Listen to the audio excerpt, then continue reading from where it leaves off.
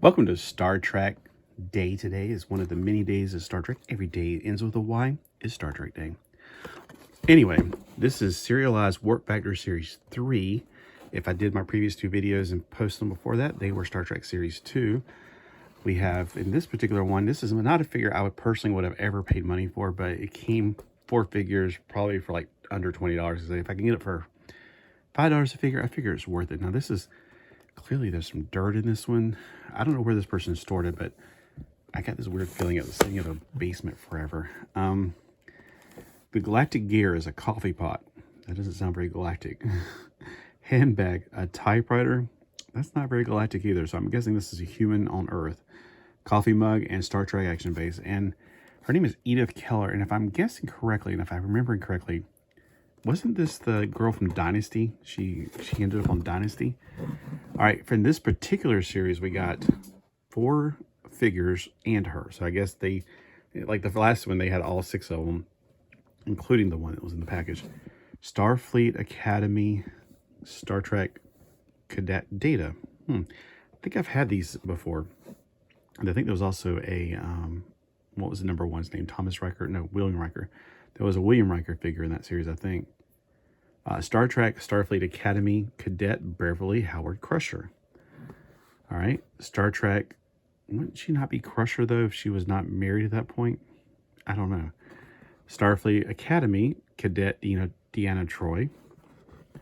Star Trek The Original Series Mr. Spock from Mirror Mirror. All right. As featured in the original Star Trek TV series from the award-winning episode on the City on the Edge of Tomorrow. Yeah, that was, what's her name? God, what's her name? I mean, everybody's out there screaming at me right now, the name. It's like, I don't really, she's not my favorite person in the world. All right, coffee pot, used to percolate a simulating drink made by Earth coffee beans. Handbag, a woman's purse for carrying personal items. Star Trek action base, like the original series. An ancient world word processing. I love that. A typewriter is a word processing device. Oh my gosh. Coffee mug, a cup for drinking coffee. Oh, okay. Well, they had to actually explain that one. All right. The USS Enterprise NCC 1701. Personal log, Captain James T. Kirk. Subject, Edith Keeler. Suffering paranoid delusions from a cortisone overdose, Dr. McCoy leapt through the Guardian of Tomorrow, Guardian of Forever to ancient Earth, where he somehow changed the future, causing the Federation to no longer exist. Oh, I got to see that one now. All right, Mr. Spock and I enter the Guardian. I keep thinking that's a person. To find McCoy. Arriving in North America in the Earth year 1930. That was actually before the TV series in 1960s. A time known in history as the Great Depression. We encountered Edith Keeler. I almost had her name in my head. A remarkable social worker who ran a mission. Spock's research determined that because McCoy would soon save Edith from death in a traffic accident, she would survive to lead a pacifist movement that allowed Nazi Germany to win World War II. Whoa.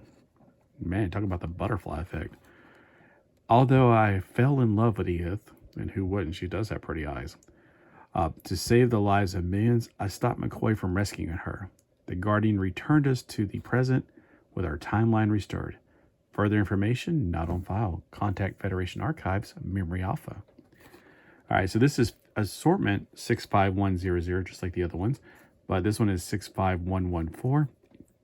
Oh, I keep having her name on the tip of my tongue. The actress's name, not the character. Now, she has a collector's edition right here because she's probably going to be in high heels. This was also made in 1997 like the Series 2 was. All right, so let's get this off the card after being out here for over 25 years. Almost close to 30, like it's 28 years technically. And I'm going to be cleaning because this is some gross stuff on here. Okay, get this out. Put our card over there. And yes, she's face down because she got drunk and that coffee was a little bit too much. And this is where I'm going to have to throw that on the floor. All right, so I don't know what it is. There's some dirt on this purse. She's got a dirty purse. All right, so here's her purse, her coffee mug, her coffee pot. Everything's dirty. I guess they put real coffee and all this stuff. I don't know. Like I said, I think the person who owned it had it in the basement. Here's the typewriter, the ancient word processing device. Coffee. Gulp, gulp, gulp. And the purse. There's nothing in the purse, so I was really disappointed. I was hoping there'd be money. Oh, this is like the Superhuman Samurai Cyber Squad figure where there's no articulation. I thought this would be like a rubber over. Oh, it is almost exactly the same. All right, yeah, because it's like, there's no reason, there's like the legs don't do anything. So can her head go around a full 360 degrees? So yeah, she can still do the Linda Blair thing. But those arms are trapped in this hard plastic. It's not even like a rubbery plastic. I thought it was gonna be like a rubbery thing. She's not even really technically an action figure. So the arms can bend 90 degrees, but they can't, there's no back and forth this way. Should have bicep swivel once. Weird. So weird. It's really strange figure. Her feet can be, her feet are articulated, which is kind of pointless. All right, so she's a very actionless figure. This will be the shortest review I've ever made in my life. How's she going to put the purse over her shoulder? Or is she just going to carry it like that? I guess she's going to carry it like that, and she can't really hold the... I guess if you do it like that... I don't know how she can type. Okay, there we go. Worst figure ever. I mean, I'm just... This is definitely not a figure I would have bought. I mean, and you're thinking, well, what if it looks just like her? Well, let's take a look at that in a minute. Let's get this out of here. It's not wanting to come out. Boy, they love their plastic bags back then. All right. Let's see if we can get her on here. Oh, she only has one hole in her feet, so it's a one way or nothing. So that right foot has no hole in it. So she is like not even sitting on the way I would personally, but I put it with Star Trek facing me. But she can look down at it and type with her toes, I guess. Well, I know what you're thinking. Does this really look like the actress? Let's find out. And you're going to have to tell me. I'm not very clear. Like, the paint's a little sloppy. Like, the gray is coming off, but that's really hard to paint in there. And I'm sure they were using 5-year-olds to do the labor in China back then.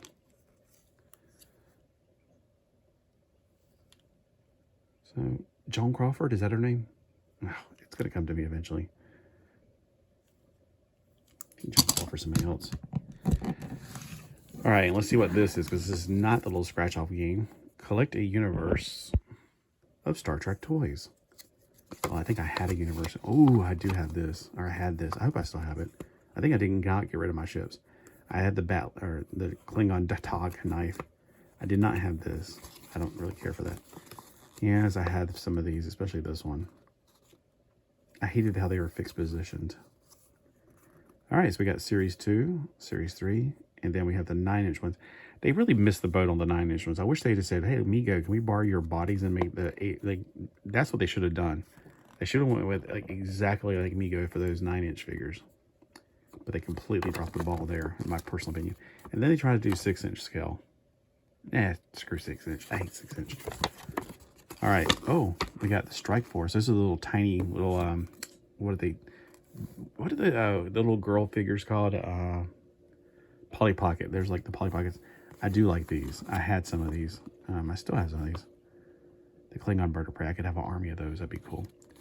They had little figures you could put in there, and then these little heads. I didn't like these as much. They kind of creep me out. Like, why would you want a head sitting on your shelf? This is ugh. I had a few of them, but I was like, yeah, they're too creepy for me. I think I had the Borg collection and the Klingon collection. I never would want the Ferengi. I'm just not a fan of Ferengi. I'm sorry if you are. Out of these, if I can only have one of these, ooh, that's a hard decision. I would go to the Klingon Bird of Prey, even though I like this. But if I can only have one of these and still have mine, oh yeah, because I already have one of these, like our Star Trek, several versions of this. All right, so let me know if any of this stuff is something you would get. I know I get all of this, but if it was like, you know, a cost consideration, I would skip all of this right here, except maybe the Borg. The Borg is cool. This is a must-have. If you don't have this, any of these vehicles, you need to get them. I don't personally care for that one, but I care for that. These are cool. I mean, if you like small little figures and play sets that really just look like the ships, they're good. The ships are only about this big. They're fine. All right, well, thanks for watching, and live long and perspire.